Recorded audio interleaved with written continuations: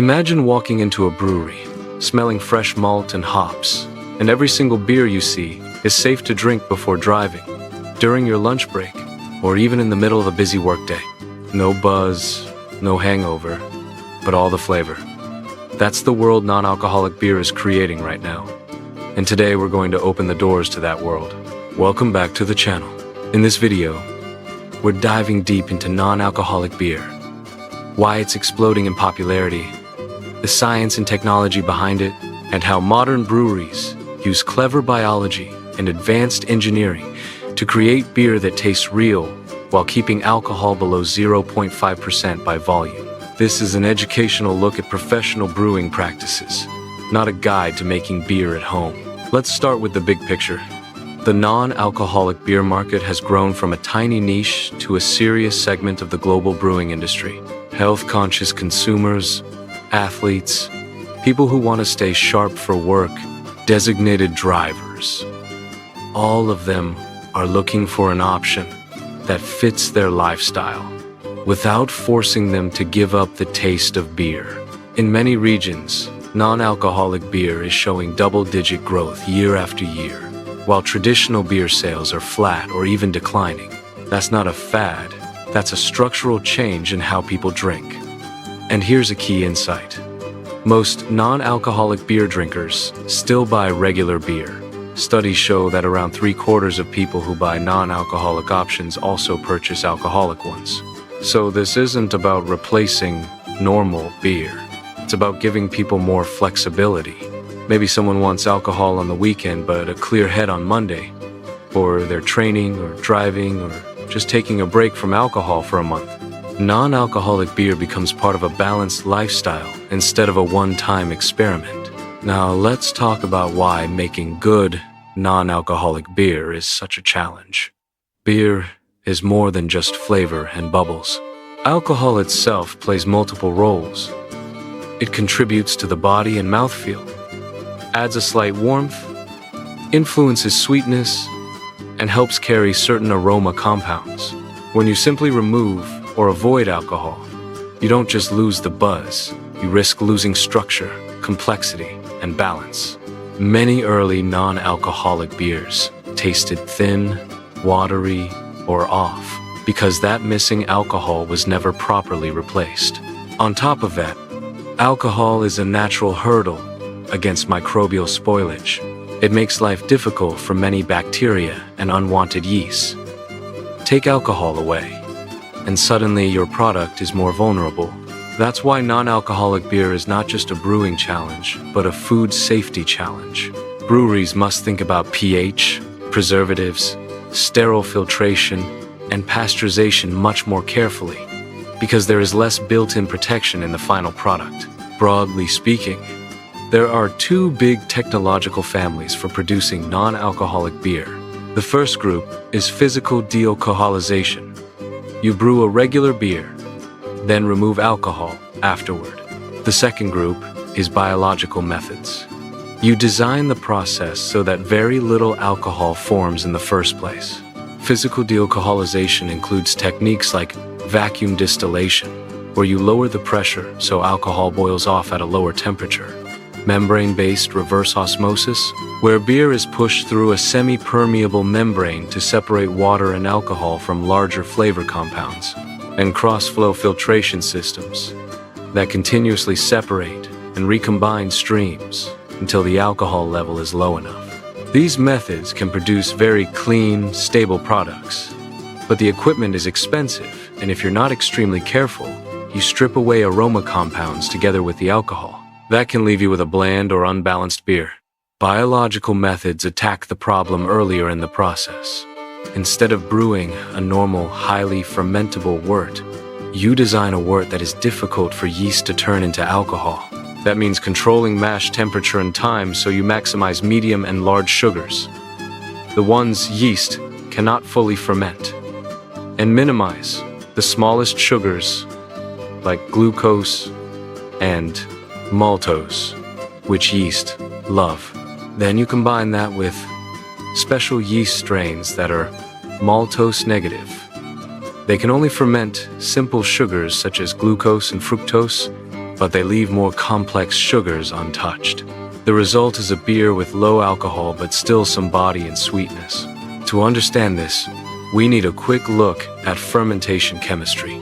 Brewing yeast typically metabolizes small sugars, glucose, maltose, and maltose, which contain 1, 2, and 3 sugar units. Non-fermentable carbohydrates, chains of 4 or more sugar units, are too big for standard brewing yeast to break down. In a regular beer, you design the mash to create a mix of fermentable and non-fermentable sugars, so you get the right balance of alcohol and body. In a non-alcoholic beer, using biological methods, you deliberately bias that mix toward the larger, unfermentable side. One powerful lever is mash temperature. Enzymes in malted barley, mainly alpha and beta amylase, cut long starch chains into smaller pieces. At lower mash temperatures, around the mid-60 degrees Celsius, beta amylase is active and tends to create a lot of small, highly fermentable sugars. At higher temperatures, above 72-74 degrees Celsius, those enzymes are less active or quickly denatured, and you get more medium-length dextrins that yeast cannot ferment. So, if you mash hot and keep the mash time short, you end up with a wort that naturally resists alcohol production. In the process we're focusing on today, we imagine brewing a non-alcoholic pale ale using this biological approach. Instead of treating this as a home recipe, think of it as a miniature version of what a professional brewery might do on a pilot system. The goal is simple. Create a flavorful, safe beer that finishes below 0.5% alcohol by volume. We start with the grist, a pale base malt. For example, a high-quality Pilsner malt provides most of the fermentable extract and a clean, bready malt backbone. Small percentages of caramel or crystal malts add color, body, and a subtle caramel note, helping compensate for the missing alcohol. Because our target original extract is modest, in the range of roughly 6 degrees Plato, we don't need a huge grain bill. The key is not the amount of malt, but how we process it. Instead of a classic 1-hour mash at 65-68 degrees Celsius, we choose a short, hot mash, for example, 15 minutes around the mid-70 degrees Celsius, followed by a quick mash out. At these temperatures, the enzymes responsible for creating small sugars are largely deactivated, and we lock in a sugar profile dominated by longer dextrins. In many breweries, this kind of strategy is validated using high-performance liquid chromatography, or HPLC, to measure exactly how much glucose, maltose, and other sugars are present before fermentation. Once we've lathered and collected our wort, we move to the kettle. Here, we still need a proper boil for several reasons. We isomerize hop alpha acids to create bitterness. We drive off unwanted volatile compounds like dimethyl sulfide. We coagulate proteins for better clarity. And we sterilize the wort. A typical non-alcoholic pale ale might target around 30 international bitterness units, using classic hops like Cascade for a clean bitterness and a bit of citrus character. Late hop additions, or a whirlpool charge, can layer in more aroma without overwhelming the light body. pH control becomes especially important. In non-alcoholic beer, a lower pH helps create an environment less welcoming to spoilage organisms and makes the flavor brighter and more refreshing. Many brewers adjust the kettle pH to around 4.5 near the end of the boil, for example using food-grade lactic acid. That's a balance point. Low enough to improve stability and crispness, but high enough to keep the beer drinkable and not harsh. After the boil and whirlpool, we chill the wort quickly to fermentation temperature using a heat exchanger, minimizing the time it spends in the danger zone, where microbes can grow. Then comes the star of the biological method, the yeast. A specialized maltose-negative yeast strain, like a modern non-alcoholic brewing yeast, is pitched into the cooled wort. This yeast has been selected because it cannot ferment maltose or maltose, only simple sugars like glucose and fructose. That means even if a few small sugars remain, the maximum possible alcohol is limited. During fermentation, we can track the sugar spectrum and alcohol content over time. Samples at, say, 0, 12, 24, and 48 hours show how the yeast consumes the simplest sugars while leaving the larger ones untouched. The gravity drops slightly, but not nearly as much as in a typical beer. After a short fermentation, often just a couple of days at around 20 degrees Celsius, we cool the tank close to 0.1 degrees Celsius to crash the yeast out of suspension. The final product might land with an apparent extract only slightly lower than the starting extract, and an alcohol content safely below 0.5% by volume.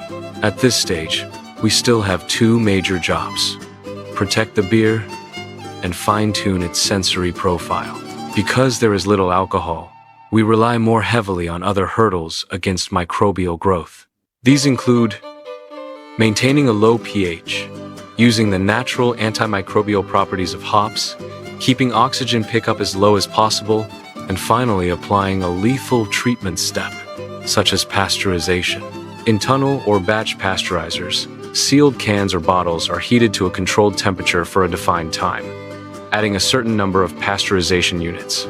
For non-alcoholic beer, the target is usually higher, often in the range of 80 to 120 pu or more, because we want a strong safety margin.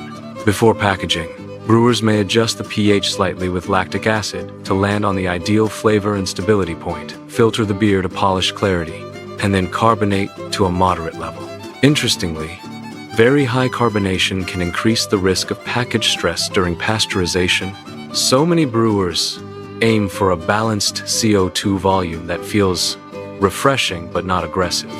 So what does the final non-alcoholic pale ale look and taste like? In a well-designed process, you get a clear beer with a light golden to pale amber color, a stable white head, a gentle malt backbone, and a clean citrus-forward hop aroma. The body is lighter than a standard pale ale, but not watery, thanks to those unfermented dextrins. Bitterness provides structure, the aroma hops add excitement, and the low alcohol makes it easy to enjoy more than one without feeling tired or impaired. Zooming out, what makes this whole story fascinating is how brewing science has evolved. Instead of seeing no alcohol as a restriction, modern brewers treat it as a design parameter. They adjust mash chemistry, yeast genetics, separation technologies, and packaging conditions to hit a precise target: maximum flavor, minimum alcohol, high safety. Behind every can of non-alcoholic beer on the shelf, there's a combination of biochemistry, thermodynamics, microbiology, and sensory science working together. So next time you see a non-alcoholic beer, remember, it's not just beer without the fun. It's the result of carefully engineered choices at every stage, from the mash tun and the fermentation tank to the pasteurizer and the packaging line. For drinkers who want flavor, refreshment, and control over their alcohol intake, that technology opens up a whole new set of possibilities. Thanks for watching.